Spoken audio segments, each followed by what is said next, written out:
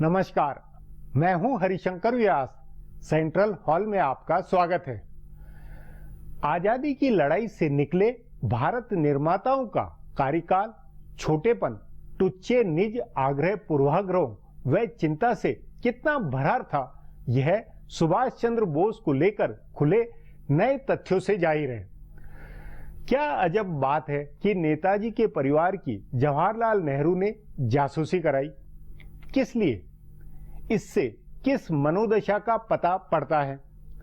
यह हकीकत है कि नेताजी को जवाहरलाल नेहरू और गांधी नापसंद करते थे।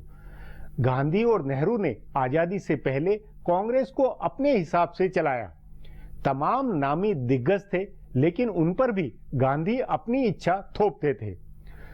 मोतीलाल नेहरू के जलवे से गांधी ने उत्तर भारत में अपनी जमीन बनाई, तो बदले में जवाहरलाल नेहरू को प्रधानमंत्री की कुर्सी दिलवाई।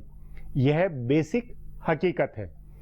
गांधी ने अहिंसा सत्याग्रह की अपनी ब्रांडिंग में गरम पंथियों को हाशिए में डाला। भगत सिंह से लेकर सुभाष चंद्र बोस का मान सम्मान जलवा नहीं होने दिया। ऐसा राजनीति में होता है। यह राजनीति का स्वाभाविक खेल है। बावजूद इसके भगत सिंह, सुभाष चंद्र बोस, वीर सावरकर, सरदार पटेल, मदन मोहन मालवीय, राम मनोहर लोहिया जैसी हस्तियों की आजादी के बाद जैसी अनदेखी हुई है, उसकी दास्तां शर्मनाक है। जरा सोचें कि जवाहरलाल नेहरू ने क्या सोचकर सुभाष चंद्र बोस के परिवार वालों की जासूसी करवाई। प्रधानमंत्री बनने के बाद दिल बड़ा होना चाहिए था, लेकिन नेहरू ने बड़ी विभूतियों के प्रति छोटा दिल दिखाया।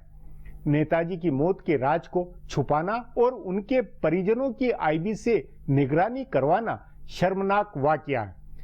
इसलिए वक्त है जो इस सब की हकीकत बताने वाली फाइलें, दस्तावेज सार्वजनिक हो। आज इस पर चर्चा है, मगर उससे पहले गपशप और खास सुर्खियां हैं। शुरुआत सियासी गपशप से करते हैं।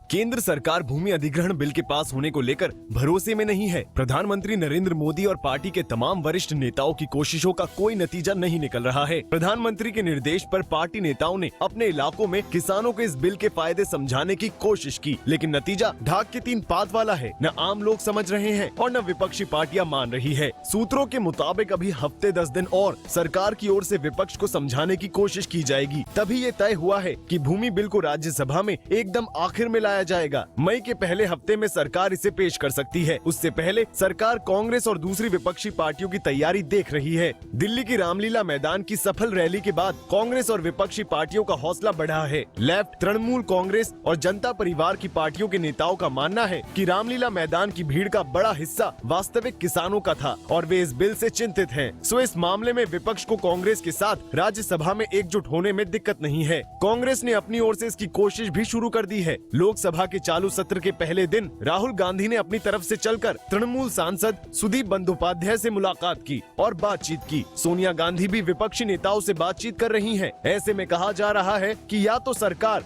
बिल वापस लेगी या राज्यसभा में हारने के बाद साझा सत्र बुलाएगी। नरेंद्र मोदी जब तक गुजरात के मुख्यमंत्री थे, तब तक विपक्षी पार्टियां आरोप लगाती थीं कि उनका व्यक्तित्व विभाजनकारी है। लेकिन जब से वे प्रधानमंत्री होकर आए हैं, तब से देश भर में उल्टा हो रहा है। आपस में लड़ने वाले उनके तमाम विरोधी उनकी वजह से एकजुट हो रहे हैं। आपसी झगड़े छोड़कर पार्टियों और संगठनों में एकता बन रही है। ताज़ा मामला हुर्रियत कॉन्फ्रेंस का है। 7 साल पहले हुर्रियत का विभाजन हो गया था। उदारवादी धड़े ने मीरवाइज उमर फारूक को अपना नेता चुना था, तो कट्टरपंथियों के नेता सैयद अली शाह गिलानी हुए थे। तब से दोनों ने एक दूसरे से दूरी बना रखी थी। लेकिन ये नरेंद्र मोदी का असर है कि 7 साल बाद दोनों एक मंच पर आए। राज्य सरकार ने भी इसकी मंजूरी दी।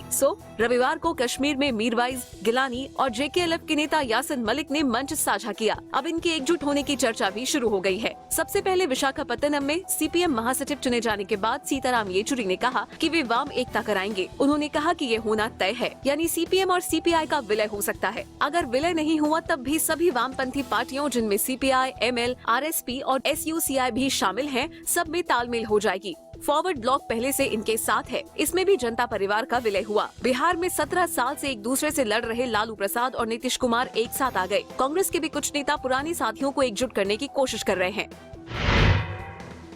कांग्रेस उपाध्यक्ष राहुल गांधी ने रामलीला मैदान और लोकसभा में दिए अपने भाषण से सरकार के खिलाफ माहौल बनाया और साथ साथ कांग्रेस के कार्यकर्ताओं में जोश भी भर दिया है। इस माहौल का पहला राजनीतिक लाभ कांग्रेस बिहार और उत्तर प्रदेश में लेने की कोशिश करेगी। कांग्रेस के जानकार सूत्रों के मुताबिक राहुल गांधी बहुत जल्दी बिहार और उत्तर प्रदेश का दौरा करेंगे। उन्होंने शनिवार को उत्तर प्रदेश के अध्यक्ष निर्मल खत्री से मुलाकात की थी और मंगलवार को बिहार के प्रदेश अध्यक्ष अशोक चौधरी से बातचीत की। बिहार चुनाव को लेकर राहुल गांधी ने बहुत उत्सुकता दिखाई है। उनके रिलॉन्च होने के बाद पहली परीक्षा बिहार में होनी है। कांग्रेस नेताओं का कहना है कि अगर बिहार में कांग्रेस ने अच्छा प्रदर्शन किया तो पश्चिम बंगाल में ममता बनर्जी के साथ तालमेल हो सकता है। ममता की नजर बिहार के नतीजों पर है। अगर बिहार में जनता परिवार के विलय और कांग्रेस से तालमेल का नतीजा अच्छा रहा तो ममता तालमेल के लिए मजबूर होंगी। सो राहुल गांधी बिहार जाएंगे। उत्तर प्रदेश में राहुल का दौरा अपने चुनाव क्षेत्र अमेठी से शुरू होगा, लेकिन वे नई टीम बनाकर पूरे प्रदेश का दौरा भी कर सकते हैं। उनकी टीम के सदस्यों का मानना है कि उत्तर प्रदेश के किसान भी रामलीला मैदान की रैली में शामिल हुए थे और उनका रिस्पॉन्स बहुत अच्छा था। कांग्रेस इस मुद्दे पर उत्तर प्रदेश में राजनीति कर सकती है। अब आज की सुर्खियां ये लीक से कुछ हटकर हैं और इनसे देश की दशा दिशा को बूझ सकेंगे।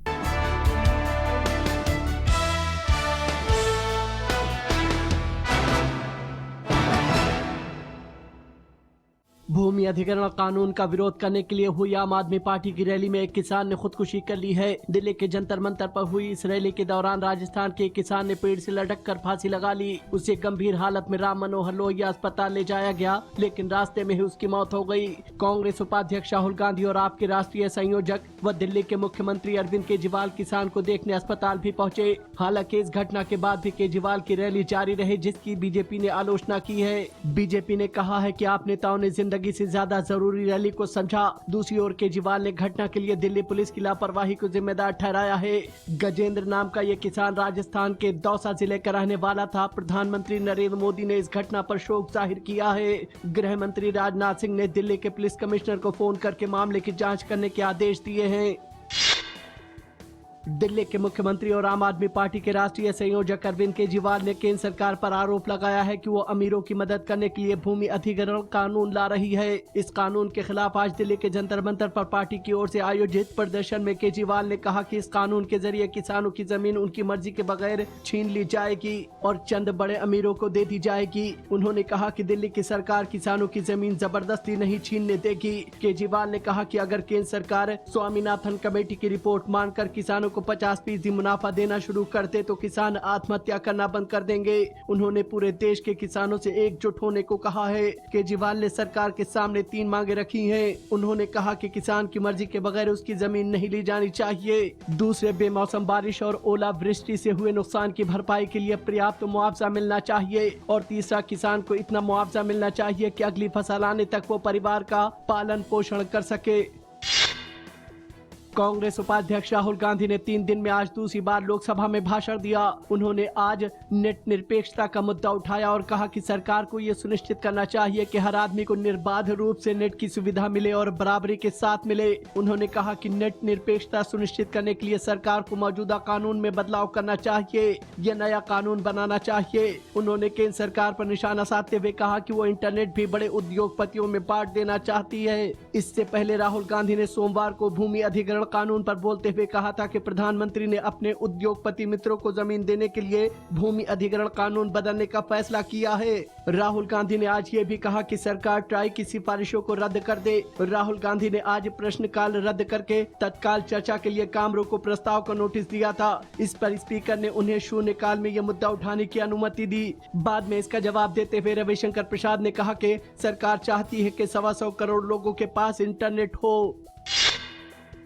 केंद्रीय मंत्री नितिन गडकरी ने किसानों पर दिए अपने एक बयान पर आज सफाई दी। उन्होंने लोकसभा में प्रश्नकाल के बाद इस मसले पर सफाई देते हुए कहा कि सोमवार को किसानों की स्थिति पर चर्चा के दौरान कांग्रेस उपाध्यक्ष राहुल गांधी ने उनके जिस बयान का जिक्र किया वैसा कोई बयान उन्होंने नहीं दिया है। गडकरी ने कहा कि उन्होंने अप्रैल में अमरावती में एक कार्यशाला के दौरान कहा था कि किसानों को लगातार संकट का सामना करना पड़ रहा है, लेकिन उनको आत्महत्या नहीं करनी चाहिए बल्कि नए प्रयोगों और तरीकों से उत्पादन बढ़ाने की कोशिश करनी चाहिए। गडकरी ने कहा कि उन्होंने ये कहा था कि किसान को सिर्फ सरकार और भगवान के भरोसे नहीं रहना चाहिए। गौरतलब है कि राहुल गांधी ने उनके इसी बयान का जिक्र किया था और कहा था कि गडकरी ने किसानों से कहा था कि वो सरकार और भगवान के भरोसे न रहें।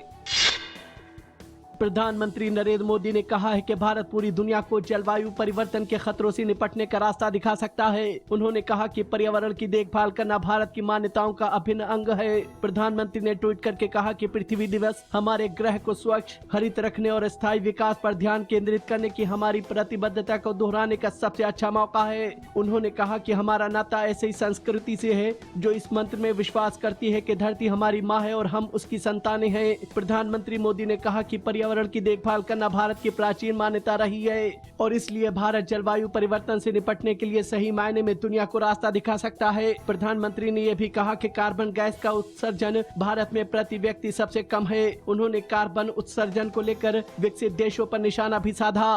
फिलहाल अब एक ब्रेक है, फिर खुलासा होगा।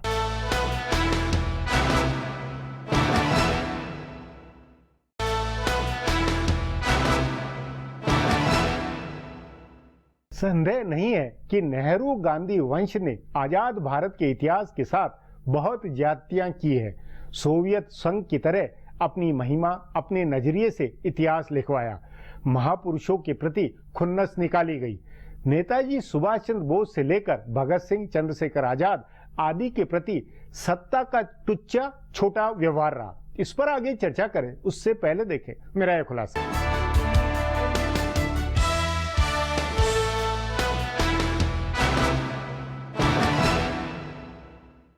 भारत के सबसे बड़े रहस्यों में से एक रहस्य नेताजी सुभाष चंद्र बोस का है। अभी तक भारत की सरकार ये पता नहीं लगा पाई है कि 1945 की विमान दुर्घटना में नेताजी की मौत हुई थी या नहीं। कहा जाता है कि उनको स्टालिन ने गिरफ्तार कर लिया था और बाद में साइबेरिया में उनकी मौत हुई। कई जानकार आजादी के बाद उनके भारत लौट आने और मौनी बाबा के रूप में उत्तर प्रदेश में रहने का जिक्र करते हैं। उनको लेकर कितने ही आयोग बने और केंद्र से लेकर पश्चिम बंगाल सरकार के पास फाइलें जमा होती चली गयी, पर इस बात का खुलासा नहीं हुआ कि नेताजी के साथ क्या हुआ। ऐसी ही 2 फाइलों के सार्वजनिक होने के बाद पता चला है कि आजादी के 20 साल तक नेताजी के परिजनों की जासूसी होती रही थी। भारत सरकार ने आईबी के जरिए उनके 2 भाइयों के बच्चों की जासूसी कराई थी। ये खुलासा हैरान करने वाला है। इसके बाद से ही उनके परिजन भड़के हुए हैं। वे चाहते हैं कि नेताजी से जुड़ी सारी फाइलें सार्वजनिक की जाएं और आधिकारिक रूप से इस बारे में बताया जाए कि आखिर किस मकसद से जासूसी कराई गई थी। जब तक आधिकारिक रूप से मकसद का पता नहीं चलता है तब तक अटकलें लगती रहेंगी। कुछ जानकार मानते हैं कि देश के पहले प्रधानमंत्री जवाहरलाल नेहरू को इस बात की चिंता थी कि नेताजी लौट आए तो क्या होगा, उन्हें कहीं अपनी सत्ता न गंवानी पड़े, इसलिए जासूसी कराई जा रही थी। ये भी कहा जा रहा है कि ब्रिटेन की सरकार के कहने पर जासूसी कराई गई। ये ऐतिहासिक तथ्य है कि इटली, जर्मनी और जापान के तानाशाहों के साथ संबंधों की वजह से दूसरे विश्व युद्ध के समय अमेरिका, ब्रिटेन और रूस तीनों नेताजी को लेकर सशंकित थे। वे उन्हें नाजी युद्ध अपराधी मानते रहे थे, लेकिन ये आजाद भारत की सरकार की जिम्मेदारी थी कि वो अपने महान स्वतंत्रता सेनानी के ऊपर से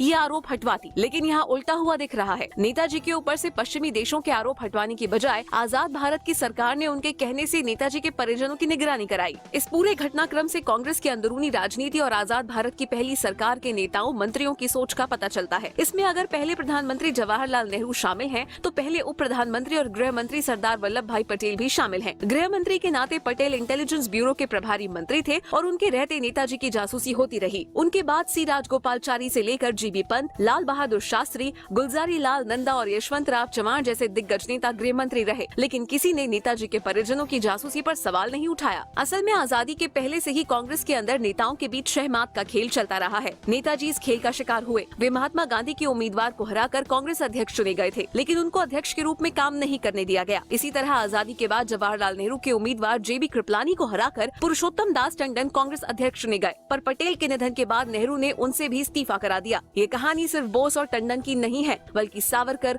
लोहिया, मालवीय जैसे अनगिनत स्वतंत्रता सेनानियों के साथ आजादी के बाद ऐसा ही बर्ताव हुआ। अब एक ब्रेक है, उसके बाद नेताजी सुभाष चंद्र बोस के हवाले नेहरू गांधी के सत्ता मिजाज पर चर्चा करेंगे।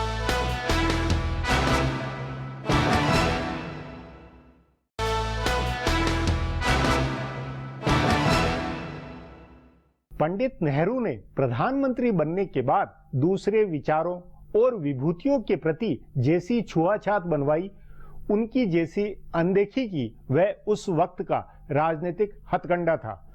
दुनिया के तब आजाद हुए देशों ने कम्युनिस्ट प्रोपेगेंडा को अपनाकर अकेले अपना महिमा मंडन करवाया, अपनी सोच, अपना इतिहास थोपा। इस पर चर्चा के लिए आज मेरे साथ वरिष्ठ पत्रकार सुब्रत भट्टाचार्य है। सुब्बो जी, पंडित नेहरू द्वारा सुभाष चंद्र बोस के परिजनों की जासूसी करवाना किस बात का प्रमाण है? क्या इस बात का प्रमाण नहीं है कि आजादी से निकले हुए राष्ट्र निर्माता नियंता लोगों के दिल भी बहुत छोटे थे, बहुत मतलब आग्रह पूर्वाग्रहों से सारा काम हुआ? शायद पंडित जी उसमें अकेले नहीं थे। जब ये ब्रिटिश इंटेलिजेंस जिस तरह से नेताजी का पीछा कर रही थी वही चलता रहा और सरदार पटेल ने मना नहीं किया, और ये अंत हुआ 1968 में, इसमें लाल बहादुर शास्त्री ने भी अपने कार्यकाल में इसको नजरअंदाज किया। तो इससे ये जाहिर होता है कि हम आजाद होके भी आजाद नहीं थे। जिस तरह तुमने माउंटबेटन को यहाँ पर पहला गवर्नर जनरल बनाया, इसमें पाकिस्तान कह सकता है कि वो हमसे आगे था क्योंकि उसने किसी अंग्रेज को अपने गवर्नर जनरल नहीं बनाया। हमने गवर्नर जनरल, अपना पहला गवर्नर जनरल माउंटबेटन को रखा और माउंटबेटन की सारी शर्तें मानी। माउंटबेटन ने एक शर्त तो रखी थी, क्या? कि हम जब आजाद होंगे तो इंडियन नेशनल आर्मी के लोगों को कोई महत्व ना दिया जाए। मतलब इंडियन नेशनल आर्मी मतलब सुभाष चंद्र बोस की जो सेना थी, जो सेना थी उनकी, वो सेना क्या थी? जब वो यूरोप गए तो वहां ब्रिटेन ने अपनी लड़ाई में हिंदुस्तान को झोंका। हिंदुस्तानियों की कुर्बानी फर्स्ट वर्ल्ड वॉर और सेकंड वर्ल्ड वॉर दोनों में रही है। ये हमारी लड़ाई नहीं थी, ये अंग्रेजों की लड़ाई थी। इसमें हमारे विधवाएं बनी, हमारे बच्चे यतीम बने। आज माना जा रहा है, मैं पीछे शिलोंग में था, शिलोंग में मुझे मालूम पड़ा कि जो ट्रेंचेस फर्स्ट वर्ल्ड वॉर की खोदी गई थी वो वहाँ के खासी और गारो ट्राइबल्स को ले जाकर खुदवाई गई थी फ्रांस में। वो बेचारे उस ठंड में मर गए थे। नहीं ये बात, लेकिन आईएनए के ऊपर प्रतिबंध रहे, आईएनए को मान्यता नहीं दे, ये माउंटबेटन ने शर्त लगाई। ऐसा है कि आईएनए की हिस्ट्री क्या है? नहीं, हिस्ट्री में नहीं जाए हम, सिर्फ एक आवश्यक है क्योंकि ये लोग इंडियन सोल्जर्स थे ब्रिटिश आर्मी के, जिनको जापानियों ने आजाद करवाया या जर्मन्स ने प्रिजनर ऑफ वॉर लिया था। यूरोप में भी थे। यूरोप में सबसे पहले इन्होंने किया इंडियन लीजन, उसमें जो हमारे सोल्जर्स जर्मन कैंप में थे उनको आजाद करा के जर्मन साइड से ब्रिटिश के खिलाफ लड़ाई कराई थी और इधर जापानियों से आजाद कराई थी। उन सब भारतीय सैनिकों की ही ये सेना थी। उस नाते आजादी के बाद इनको महत्व मिलना चाहिए था। इंडियन आर्मी के सैनिक थे। हाँ, तो इस नाते आजादी के बाद इनको महत्व मिलना था। बिल्कुल उनकी इंडियन आर्मी वापस लेना चाहिए था, उनकी नियुक्ति होनी चाहिए थी, उनको पेंशन मिलना चाहिए था। वो हमारी आजाद सरकार ने, पंडित नेहरू ने नहीं किया। किसी ने नहीं किया। वो ठीक है, नेहरू जी ने अपना वकील का चोगा डाल के जरूर चले गए थे लाल किले में बचाने के नाम पर, लेकिन उसका कोई मतलब नहीं था। वो इसलिए जाना पड़ा था क्योंकि पब्लिक ओपिनियन क्या थी। नहीं तो उस नाते एक सुबोध जी, ये अपना तर्क में से इस बातचीत से ये निकलती बात है कि आईएनए के जो सैनिक थे उसको आजाद भारत की सेना में शामिल करते हुए उनका मान सम्मान उनकी देना चाहिए। यहाँ तक कि मंगल पांडे बंगाल रेजिमेंट के सोल्जर थे। आज तक बंगाल रेजिमेंट नहीं है क्योंकि अंग्रेजों ने बंगाल रेजिमेंट को डिसबैंड किया था 1857 में। और आज तक इंडियन आर्मी ने एक बंगाल रेजिमेंट नहीं किया। हम लोग आज तक गुलाम हैं। उस नाते ये कि मंगल पांडे से लेकर आईएनए में जो भारतीय सैनिकों ने अपनी स्वतंत्रता की इच्छा में जो कुछ किया, जो देशभक्त, जिन्होंने देशभक्ति दिखाई, उनकी देशभक्ति के लिए आजाद भारत में कोई भी सम्मान नहीं मिला। तो ये अलग एक पहलू है। इसके अलावा फिर दूसरे मूल पहलू पर अगर आया जाए कि नेताजी सुभाष बोस के परिजनों की जासूसी के पीछे नेहरू या इनकी क्या चिंता थी? ये नहीं था कि भाई बाकी तमाम विभूतियों को। वो तो देखिए, नेहरू को मालूम था कि नेताजी जिंदा हैं, वो मरे नहीं हैं। ठीक है, और आप भी ये बात मानते हैं? विडंबना ये है, मैं बिल्कुल मानता हूँ। मेरा तो मानना है कि वो रूस गए, रूस में स्टालिन को कहा गया कि ये फाशिस्ट है। और स्टालिन उस टाइम भी इंडिया को अपने साथ खींचना चाहता था। और उसलिए उसने नेताजी को पहले तो अमेरिका से बंद रखा। फिर शायद उनको, बहुत दुख की बात है कि कहा जाता है कि शायद उनको भेज दिया गया गुलाग में, और गुलाग में जाके बेचारे ठंड में मर गए। अभी जो डॉक्यूमेंट्स आ रही है उससे मालूम पड़ा कि 1956 तक वो जिंदा थे, यानी कि हमारा आजादी के 9 साल तक वो जिंदा थे।